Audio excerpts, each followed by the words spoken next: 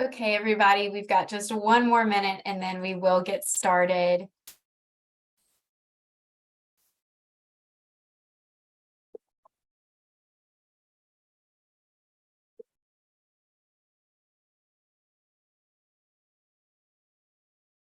Check my settings here. Let me go ahead and start to share my screen.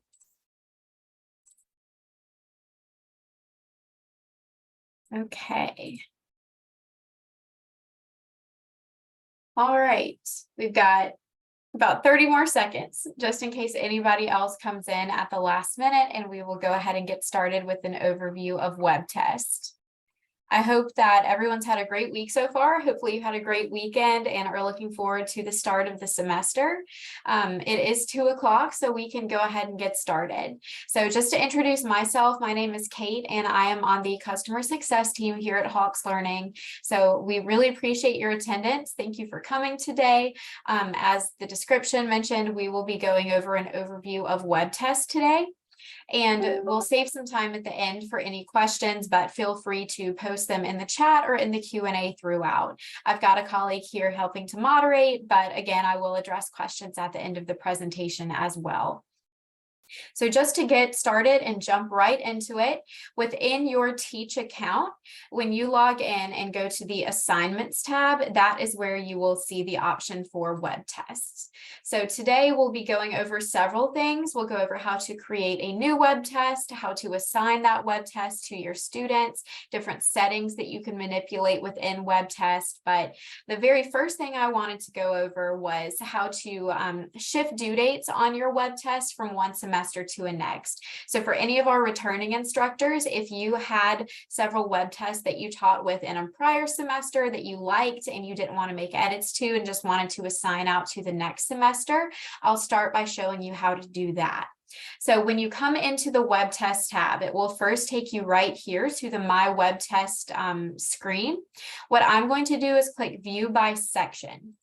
When you come to View by Section, of course, you can see all of your sections that you have taught with or will be teaching with. So I'm going to go ahead and select my Hawks 101 Fall 2023 demo section. If this were actually you, you would be selecting whatever your Fall 2023 section or sections are. And to start, you'll just be going into General Settings.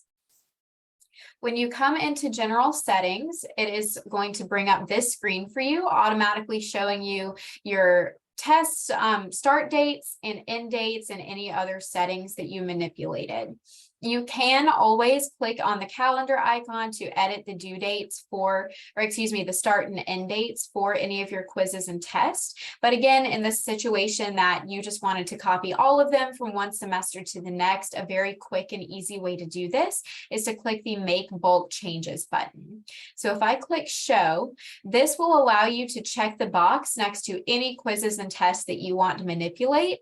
I'll just click the big check mark here and that will select all of my quizzes and tests. So in my case here, I've got 4 quizzes and 2 tests that I am wanting to shift.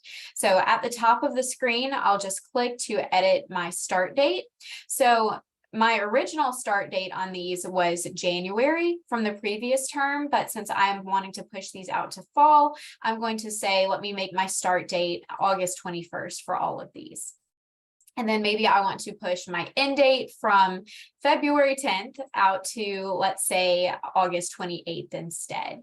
Of course, I can manipulate any of these other settings. I can password protect the test, edit the test length, adjust the number of attempts, and several other settings. But if I click Save Changes, that is then going to shift all of my due dates for me. You can see those changes have been saved successfully, and those due dates, the start and end dates have now been reflected. So in the case that you have an online course or a self-paced course, you can always make the start date and end dates the same, but you can also come in here and retroactively edit individual start and end dates. So we do typically recommend you staggering your due dates throughout the semester to keep your students on track. But even if you are shifting all of your tests from one semester to the next, that bulk changes tool is a great way to do that very quickly.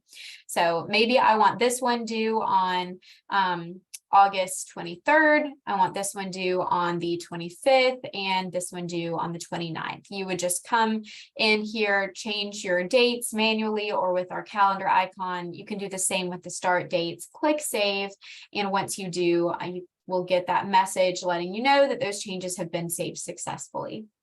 So I hope that was helpful for any of our returning instructors.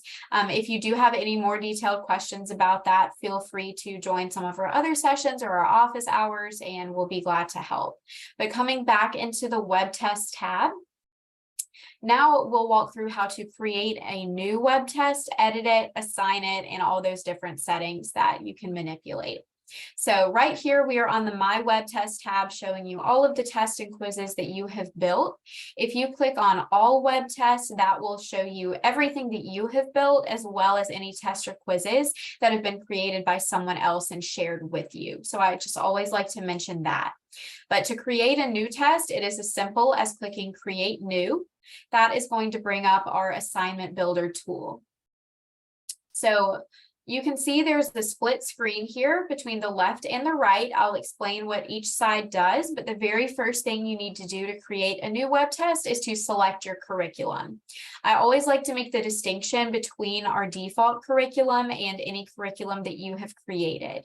Our default curriculum is going to pull questions from every single lesson within our question bank, and it will give you every single question for each of those lessons. So if you have not edited any curriculum, meaning you have not edited the questions that your students receive or picked and chosen with the due dates, you can use the default curriculum to just see everything we have.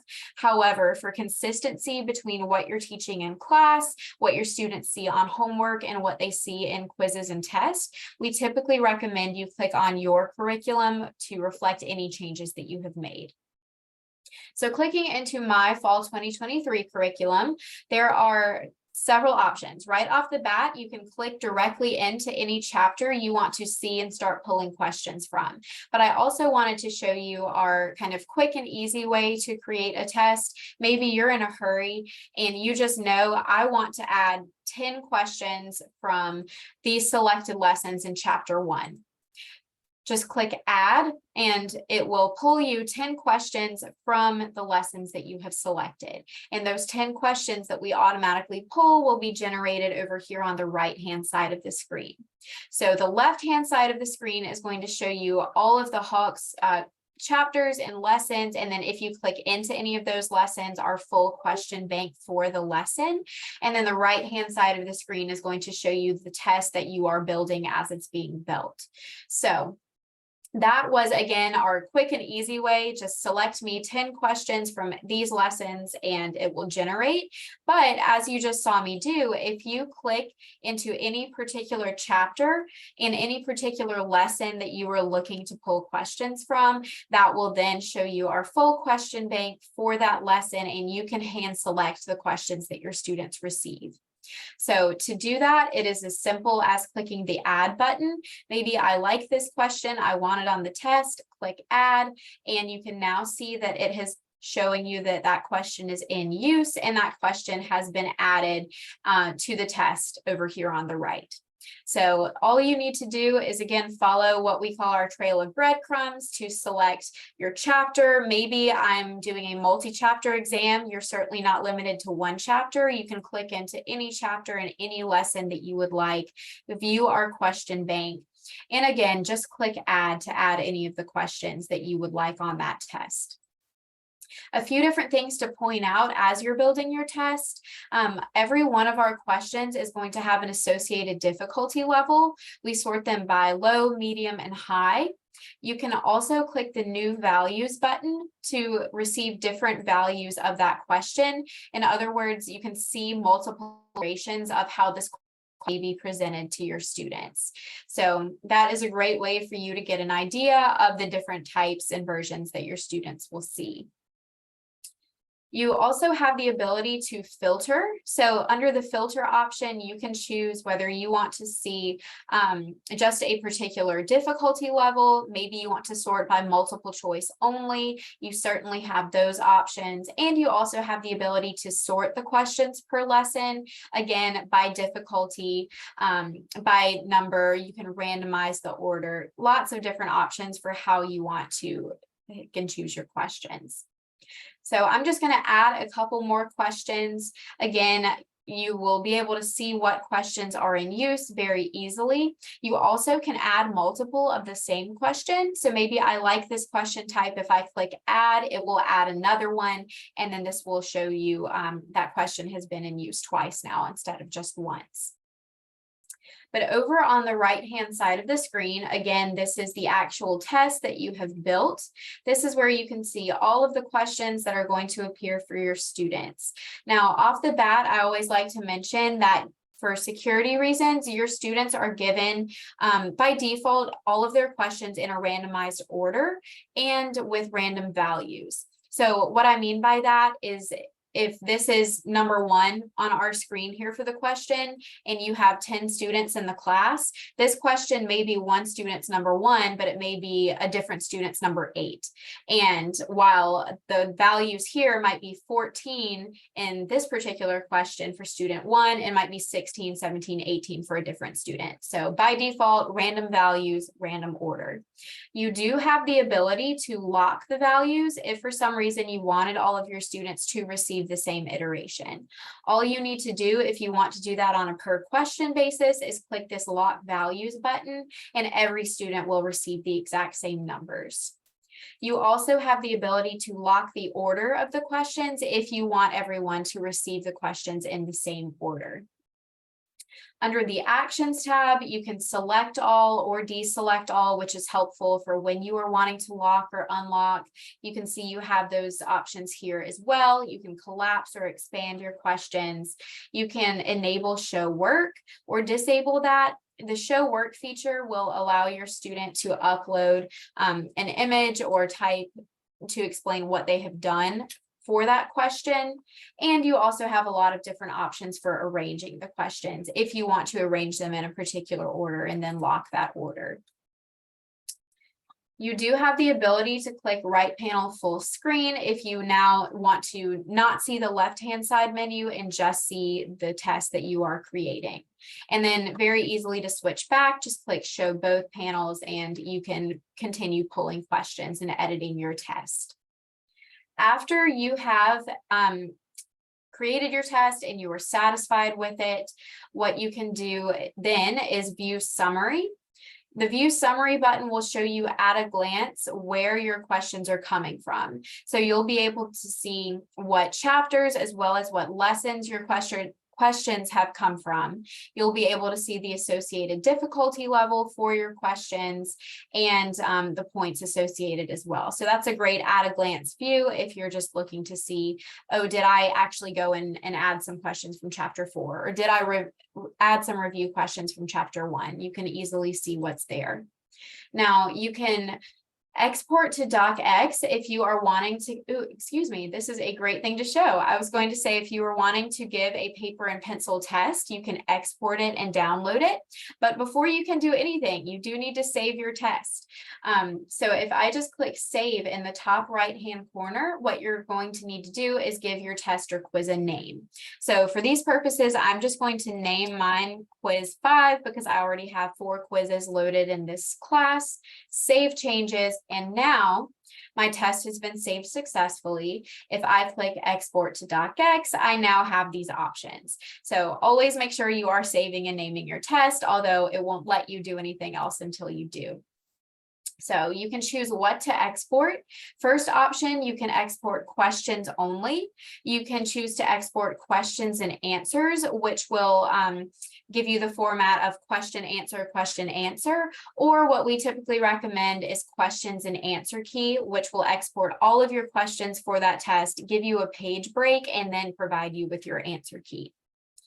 You also have the ability to export and print up to 10 different versions of the test at a time. So that is a great tool for you not to have to continually come in here and edit to make different versions.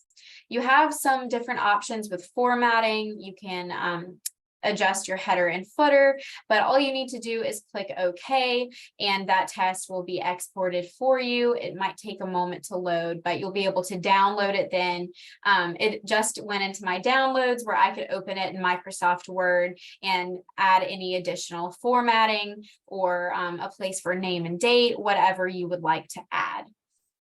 So after I have built my test and I have exported it and I'm happy with it, if I now come back to my test list and I click refresh test list, you can see I now have quiz 5, which is the quiz that I just built, listed here under my web test. So from there, I'll show you how you can manipulate some different settings and actually get that test or quiz assigned. So if I check the box next to the quiz, I will be able to see our settings menu. So the very first thing to go into is general settings. Within general settings, you will be able to define your start and end date as well as several other options. But just to show you an example, maybe I want the test start date to be next Monday, the 14th, and the end date, let's give them 3 days. We'll put it on the 17th. You also have the ability to password protect that test. Maybe I want to make my password Fox1. You have the ability to manipulate the test length or give them no time limit if you want it to be unlimited. And you can also choose if you want to give your students X number of attempts or unlimited attempts. So maybe I want to give my students 2 attempts on this test. And then if you give them multiple attempts, you can adjust the grading method. So you can choose whether to keep the last score, the first score, the average, or the best. So for these purposes, I'll say I'm going to keep the best score out of the 2 attempts. You can also choose to make any test or quiz a bonus assignment. And you can choose whether or not you want to allow late submissions. And if you do, you'll be able to choose your late penalty for that quiz or test. If you just click Save Changes, oh, I need to enter my start and end time. I'm just going to say, let's do 12 a.m. or 12:15 a.m. as my start time, and we'll keep it the same. Well, let's do 11:59. Where's my 11? We'll do 11:55 as the end time. Click Save Changes. You can see those changes have been saved successfully and have been pushed out for that test for your students. So if you click the back arrow, oops, always want to save our changes, and then click the back arrow, it will take you back to the settings list. So a few other settings to mention, we do have student settings by test as well as student settings by student. This is where you can come in and make individual allowances for students. So for student settings by test, that is kind of a one-off scenario. Say that you have a student who is sick on the day of the test and you need to adjust the due date for them. You can adjust that here within student settings by test. Now, student settings by student will allow you to manipulate settings for all your test or quizzes for a particular student. So for instance, if you have a student who you know requires time and a half for every single test or quiz, you can adjust that for them here within student settings by student. You also have the ability to make any homework lesson or quiz or test a prerequisite for another one, meaning that they would need to demonstrate, X score or X level of proficiency on the prerequisite before they could move on and take the next test. You have the ability to do that here within prerequisite settings. Here within additional settings, I'll click into this one because there's a little bit more to it. This will allow you to choose when you want to release your grades to student.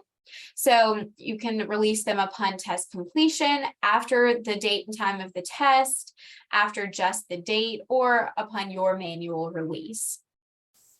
You can also choose how and when you want your students to be able to review their test. By default, it's going to be always, but you can change that to allow students to review immediately after the test only, after the end date or time of the test for the whole class, never, or after the date. So lots of different options for you there. I'm going to adjust this to after the end date and time of the test.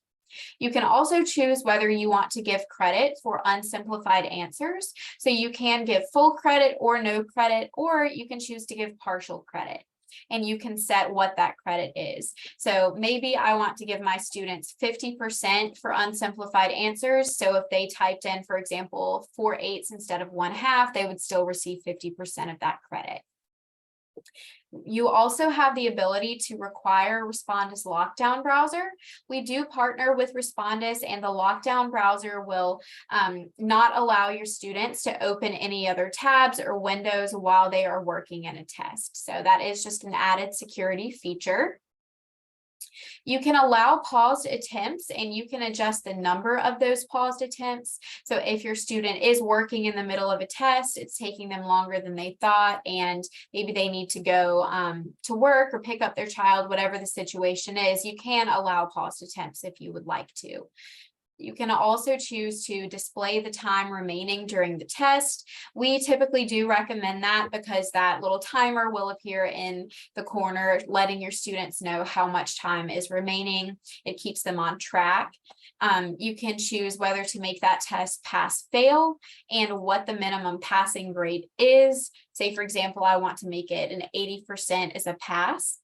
And you can make any test a diagnostic test. If you make something a diagnostic test, you will again just determine that level of proficiency. I'll keep it at 80% here.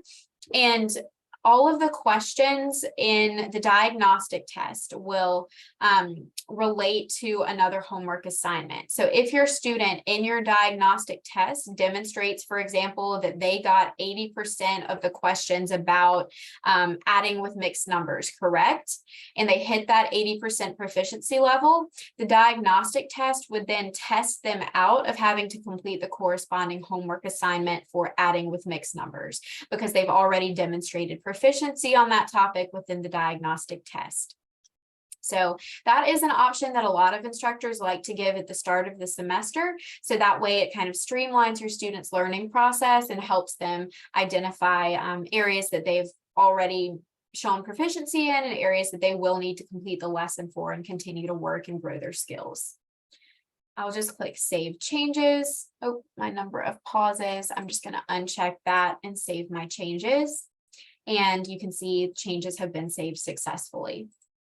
So at that point, you can go back to your test list, and after you have edited all of these settings, you have created your test and you've got it set up exactly how you want it. The last step is to just actually assign it for your students. So at that point, you will just check the box next to the quiz or quizzes and tests that you are wanting to assign. You can assign multiple at a time, and click our Assign button. From there, it's very simple. You'll just check the box next to what test you're trying to assign and what section you are trying to assign it to.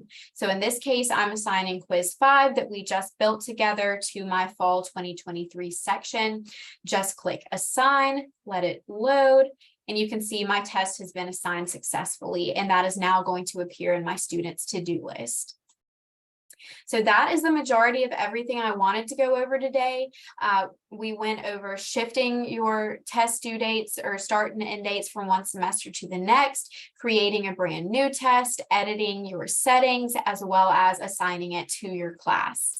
But I will look at the questions here. Feel free to type any in the box or ask in the Q&A, and thank you to my colleague Shriver for answering some of these as they've been coming through. Let's see. Looks like most of these have been answered. Do you have an option to retake missed items only? No, depending on the settings that you choose as the instructor, you can choose to let your students have multiple attempts on whatever you choose. So not only missed items, but whatever you choose. You would just have to manually set those settings yourself. I did want to really quickly mention there were a number of good questions, excuse me, that we were able to answer live. So one thing here, instructor asked, can you add your own open-ended questions? Also, can students create their own practice tests?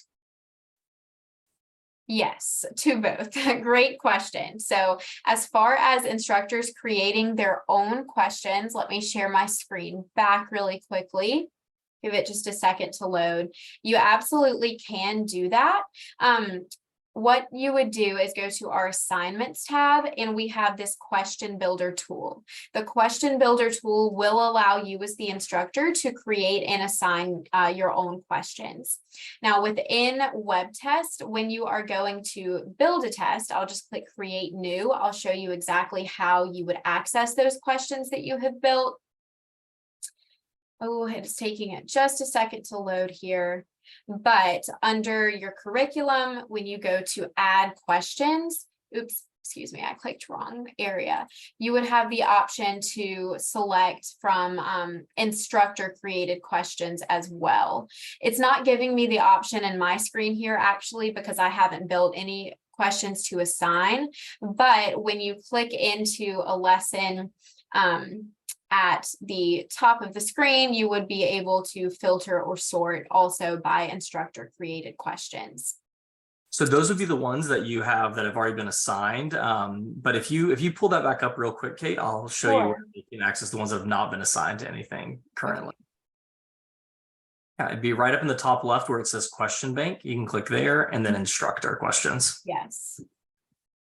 So any instructor questions that you have hand created would appear here for you to then assign.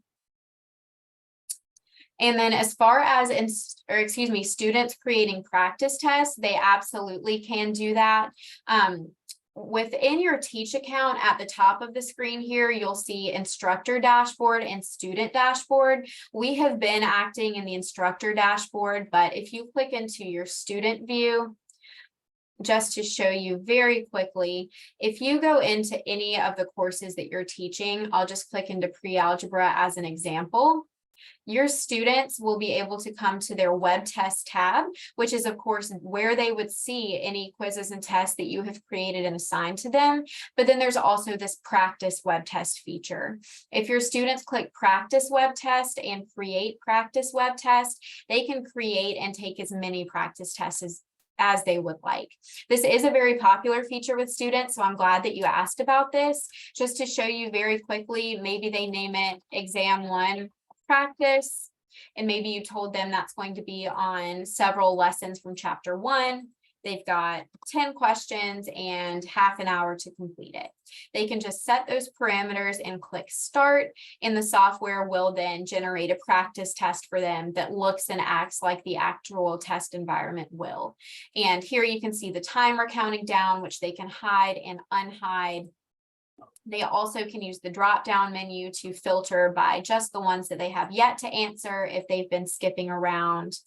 And once your student submits their assignment, I obviously have not answered any questions here, but it would show your students the number of questions that they answered correctly, what their score was, and they would receive an overall and a by lesson performance breakdown to help them identify where they're doing well and where they need to continue studying. Awesome. So we also had another question come in that I thought would be a good one to show everyone. Sure. And if there was a way to edit a saved test and then save it under a different name. Sure. So coming back to my instructor dashboard, let me click back into my class over here. I'm going to navigate right back to assignments and web test. So if you want to edit an existing test, all you would need to do is click the paper and pencil button next to that test to edit it. This one has been assigned already. So that is the one caveat. If it's already been assigned to your students, it will automatically be read only. So if you can go ahead and click that though, and then we can show them, because they can still do the save as when they gotcha. So once you come in, Again, it's going to bring up our assignment builder screen.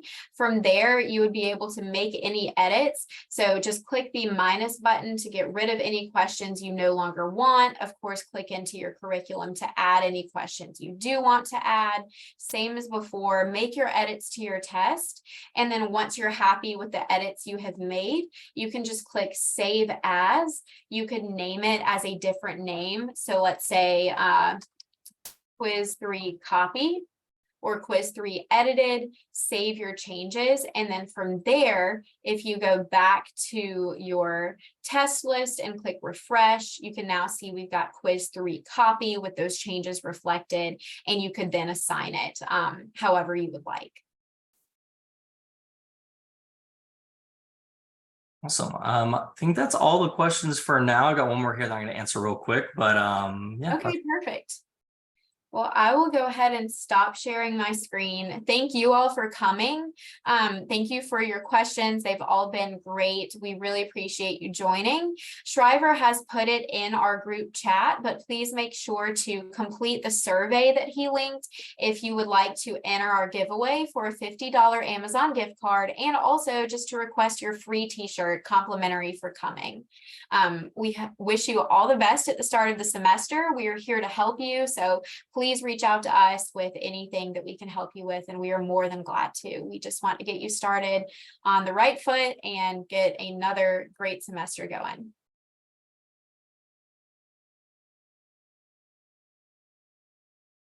Give it just another moment or two, and we can wrap up.